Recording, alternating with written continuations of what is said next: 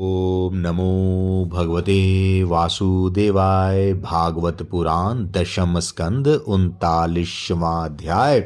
श्री कृष्ण बलराम का मथुरा गमन। श्री सुखदेव जी कहते हैं, भगवान श्री कृष्ण और बलराम जी ने अक्रूर जी का भली भांति सम्मान किया। वे आराम से पलंग पर बैठ गए। उन्होंने मार्ग में जो जो अभिलाषाएं की थी वे सब पूरी हो गई। परीक्षित, लक्ष्मी के आश्रय स्थान भगवान श्री कृष्ण के प्रसन्न होने पर ऐसी कौन सी वस्तु है जो प्राप्त नहीं हो सकती। फिर भी भगवान के परम प्रेमी भक्तजन किसी भी वस्तु की कामना नहीं करते।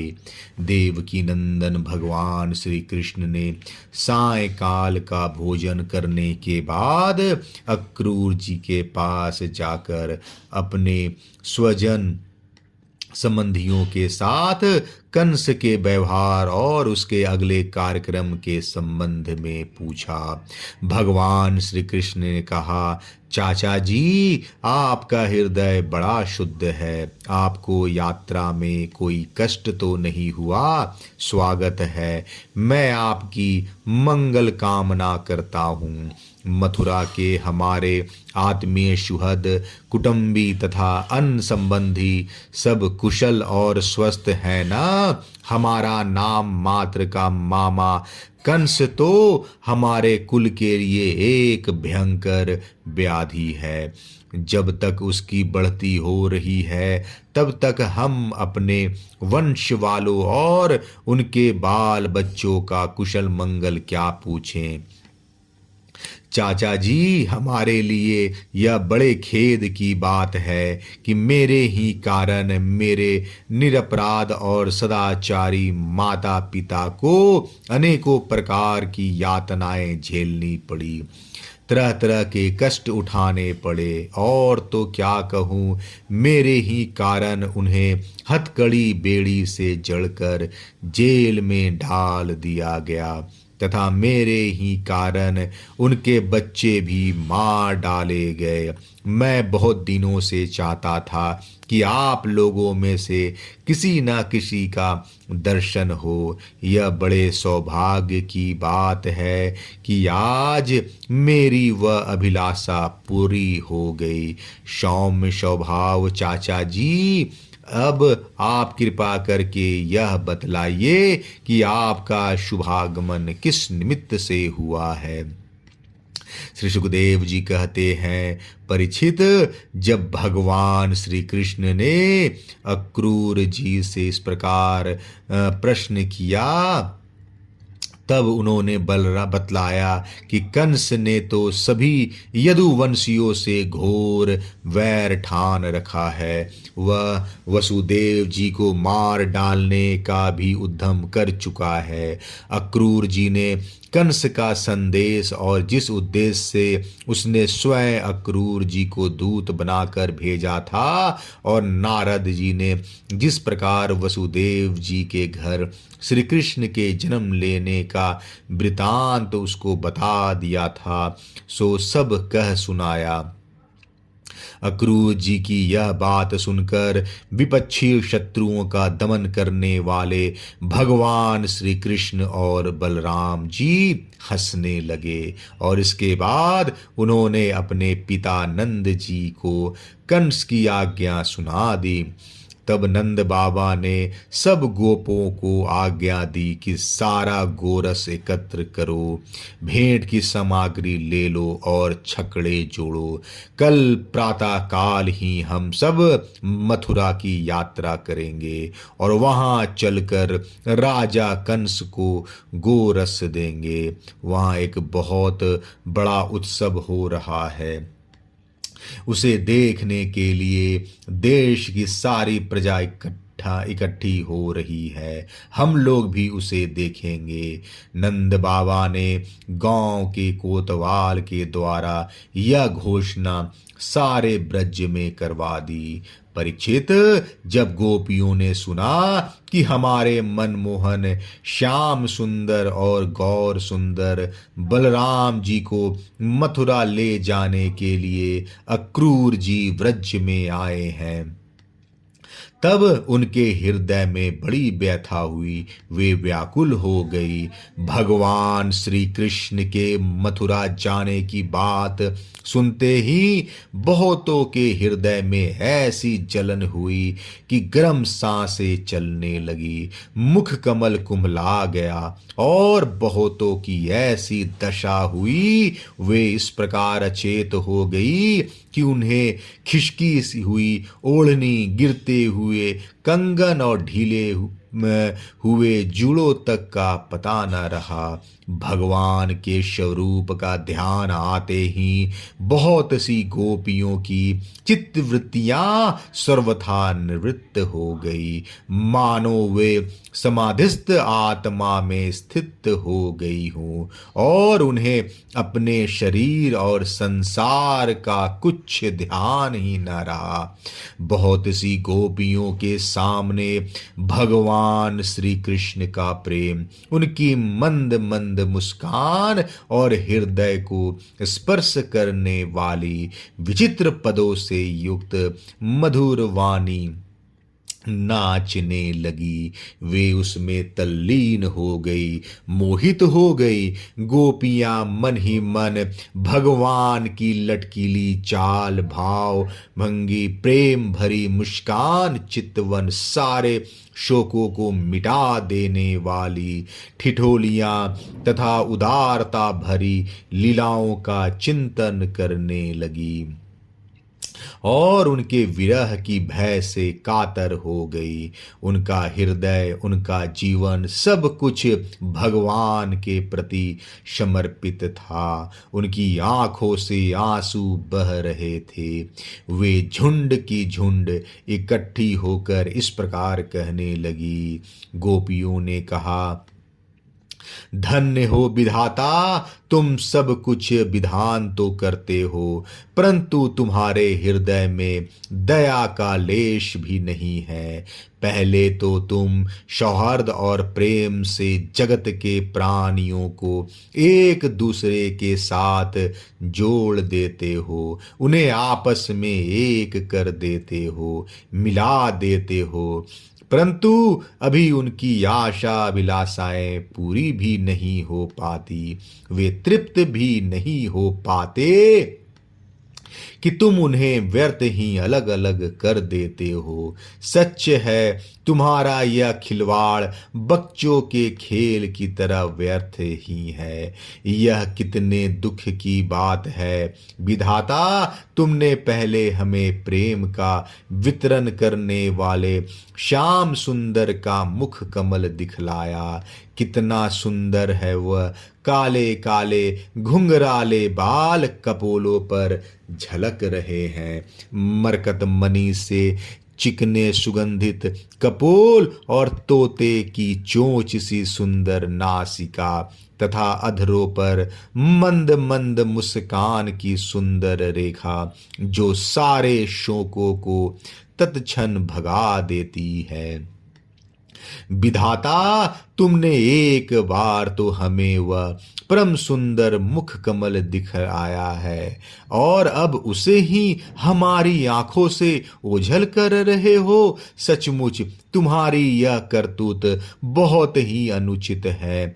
हम जानती हैं इसमें अक्रूर का दोष नहीं है, यह तो साफ तुम्हारी क्रूरता है। वास्तव में तुम ही अक्रूर के नाम से यहाँ आए हो और अपनी ही दी हुई आंखें तुम हमसे मूर्ख की भांति छीन रहे हो। इनके द्वारा हम श्याम सुंदर के एक एक अंग में तुम्हारी सृष्टि का संपूर्ण सौंदर्य निहारती रहती थीं। विधाता, तुम्हें ऐसा नहीं करना चाहिए। ओहो, नंद नंदन श्याम सुंदर को भी नए नए लोगों से नेह लगाने की चाट पड़ गई है। देखो तो सही, इनका सौहार्द, इनका प्रेम एक क्षण में ही कहाँ चला गया। हम तो अपने घर द्वार, स्वजन संबंधी, पति पुत्र आदि को छोड़कर इनकी दासी बनी और इन्हीं के लिए आज हमारा हृदय शोकातुर हो रहा है। परंतु ये ऐसे हैं कि हमारी ओर देखते तक नहीं। आज की रात का प्रातः काल मथुरा की स्त्रियों के लिए निश्चय ही बड़ा मंगलमय होगा। आज उनकी बहुत दिनों की अभिलाषाएं अवश्य ही पूरी हो जाएंगी। जब हमारे ब्रजराज श्याम सुंदर अपनी तिरछी चितवन और मंद मंद मुस्कान से युक्त मुखार बिंद का मादक मधु वितरण करते हुए मथुरापुरी में प्रवेश करेंगे, तब वे उसका पान करके धन्य धन्य हो जाएंगी। यद्यपि हमारे श्याम सुंदर धैर्यवान होने के साथ ही नंद बाबा आदि गुरुजनों की आज्ञा में रहते हैं, तथापि मथुरा की युवतियां अपने मधु के समान मधुर वचनों से इनका चित्त बरबस अपनी ओर खींच लेंगी और वे उनकी सल्लज मुस्कान तथा विलासपूर्ण भावभंगी से वहीं रम जाएंगे। फिर हम गवार ग्वालिनों के पास ये लौट कर क्यों आने लगे। धन्य है आज हमारे श्याम सुंदर का दर्शन करके मथुरा के दाशार भोज अंधक और विष्णुवंशी यादवों के नेत्र अवश्य ही परमानंद का साक्षात्कार करेंगे। आज उनके यहाँ महान उत्सव होगा। साथ ही जो लोग यहाँ से मथुरा जाते हुए रमा रमन गुण सागर नटनागर देवकी नंदन श्याम सुंदर का मार्ग में दर्शन करेंगे, वे भी निहाल हो जाएंगे। देखो सखी, यह अक्रूर कितना निठुर, कितना हृदयहीन है। इधर तो हम गोपियां इतनी दुखित हो रही हैं और यह हमारे परम प्रियतम नंद दुलारे श्याम सुंदर को हमारी आंखों से ओझल करके बहुत दूर ले जाना चाहता है और दो बात कहकर हमें धीरज भी नहीं बंधाता, आश्वासन भी नहीं देता।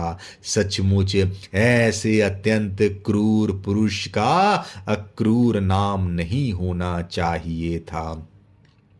सखी, हमारे ये श्याम सुंदर भी तो कम निठुर नहीं है। देखो देखो, वे भी रथ पर बैठ गए और मत वाले गोपगण छकड़ों द्वारा उनके साथ जाने के लिए कितनी जल्दी मचा रहे हैं। सचमुच ये मूर्ख हैं और हमारे बड़े बूढ़े, उन्होंने तो इन लोगों की जल्दबाजी देखकर उपेक्षा कर दी है कि जाओ जो मन में आवे करो।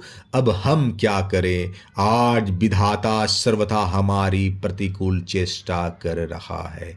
चलो हम स्वयं ही चलकर अपने प्राण प्यारे श्याम सुंदर को रोकेंगी।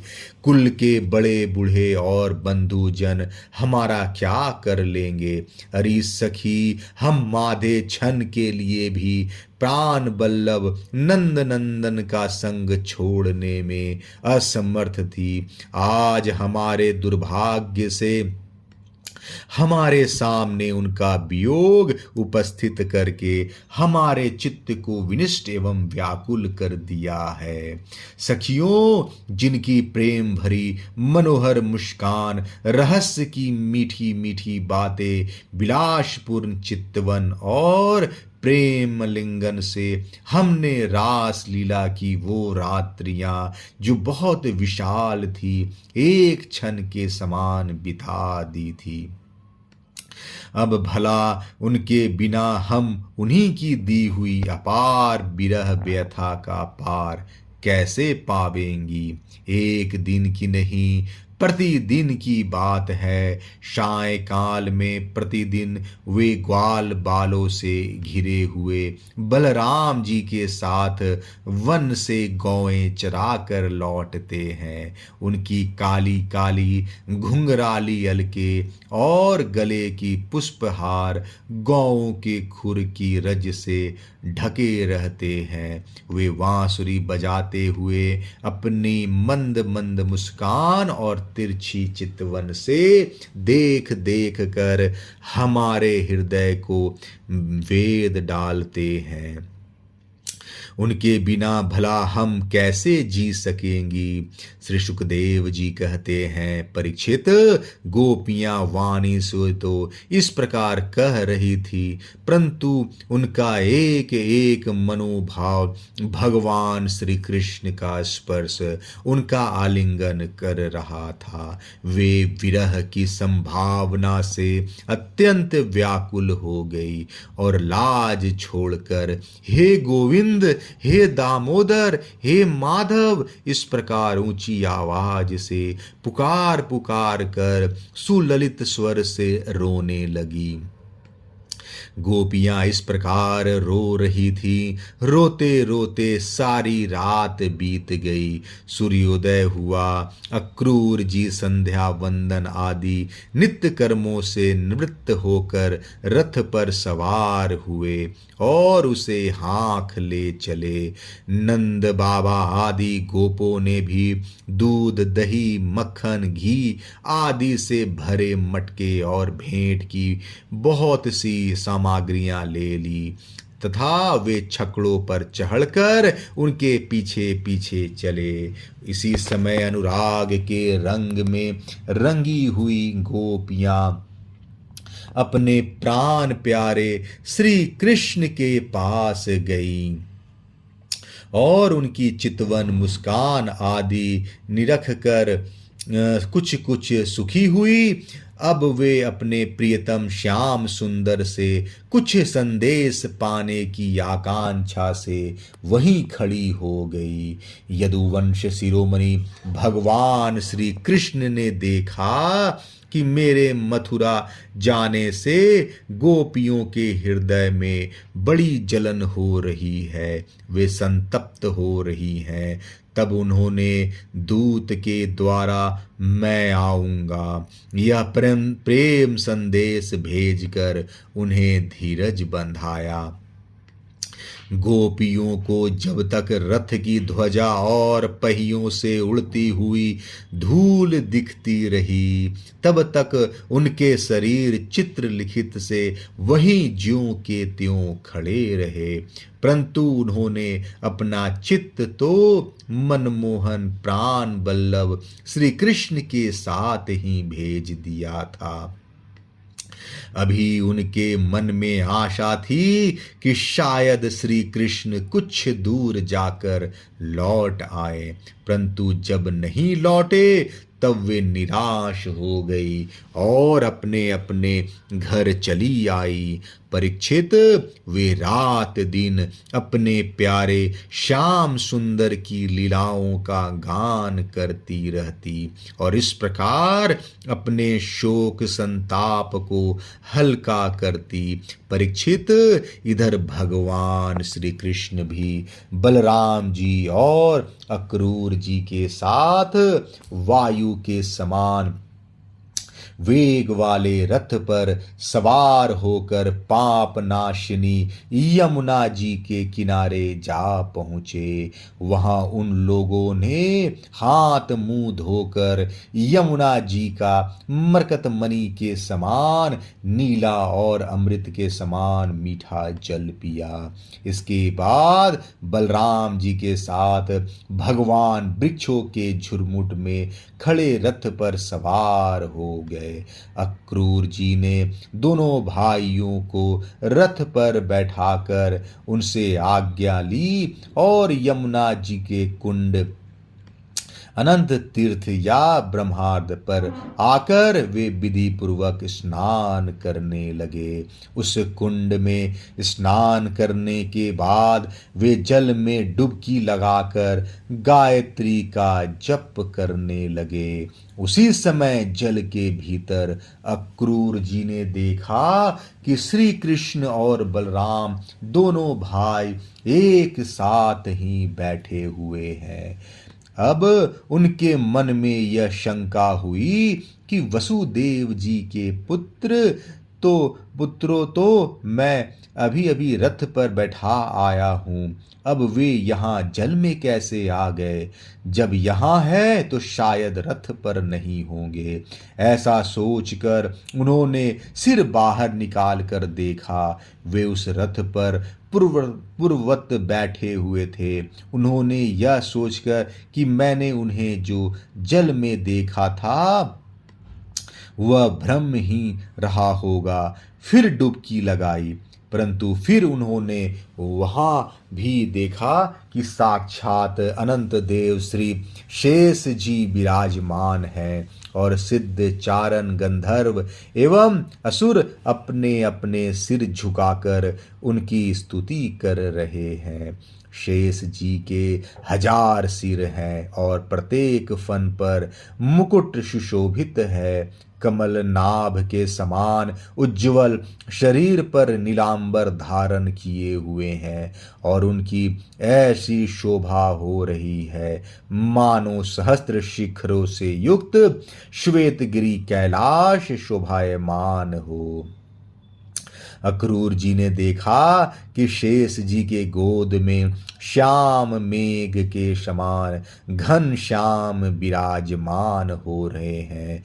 वे रेशमी पीतांबर पहने हुए हैं, बड़ी ही शांत चतुर्भुज मूर्ति है और कमल के रक्त दल के समान रत्नारे नेत्र हैं। उनका बदन बड़ा ही मनोहर और प्रसन्नता का सदन है। उनका मधुर हास्य और चारु चित्तवन चित्त को चुराए लेती है। भौएं सुंदर और नासिका तनिक ऊंची तथा बड़ी ही सुघड़ है, परंतु कान कपोल और लाल लाल अधरों की छटा निराली ही है। बाहें घुटनों तक लंबी और हिष्ट पुष्ट हैं। कंधे ऊंचे और वक्षस्थल लक्ष्मी जी का आश्रय स्थान है। शंख के समान उतार चढ़ाव वाले सुडोल गला, गहरी नाभि और त्रिवली युक्त उदर पीपल के पत्ते के समान शोभायमान है। स्थूल कटी प्रदेश और नितंब हाथी के सूंड के समान जांघें, सुंदर घुटने एवं पिंडलियां हैं। एड़ी के ऊपर की गांठें उभरी हुई है और लाल लाल नखों से दिव्य ज्योतिमय किरणें फैल रही हैं। चरण कमल की उंगलियां और अंगूठे नई और कोमल पंखुड़ियों के समान सुशोभित हैं। अत्यंत बहुमूल्य मणियों से जड़ा हुआ मुकुट, कड़े, बाजूबंद, करधनी, हार, नुपुर और कुंडलों से तथा यज्ञोपवीत से वह दिव्य मूर्ति अलंकृत हो रही है। एक हाथ में पद्म शोभा पा रहा है और शेष 3 हाथों में शंख चक्र और गदा, वक्षस्थल पर श्रीवत्स का चिन्ह, गले में कौस्तुभ मणि और वनमाला लटक रही है। नंद सुनंद आदि पार्षद अपने स्वामी सनकादि ब्रह्मर्षि ब्रह्म महादेव आदि देवता, सर्वेश्वर, मरीचि आदि 9 ब्राह्मण, प्रजापति और प्रहलाद नारद आदि भगवान के परम प्रेमी भक्त तथा 8 वसु अपने परम प्रियतम भगवान समझकर भिन्न भिन्न भावों के अनुसार निर्दोष वेद वाणी से भगवान की स्तुति कर रहे हैं। साथ ही लक्ष्मी, पुष्टि, सरस्वती, कांति, कीर्ति और तुष्टि अर्थात ऐश्वर्य, बल, ज्ञान, श्री, यश और वैराग्य, ये षडश्वर रूप शक्तियाँ, इला संधिनी रूप पृथ्वी शक्ति, ऊर्जा लीला शक्ति, विद्या अविद्या जीवों के मोक्ष और बंधन में कारण रूपा बहिरंग शक्ति, हार्दनी, संवित, अंतरंगा शक्ति और माया आदि शक्तियाँ मूर्तिमान होकर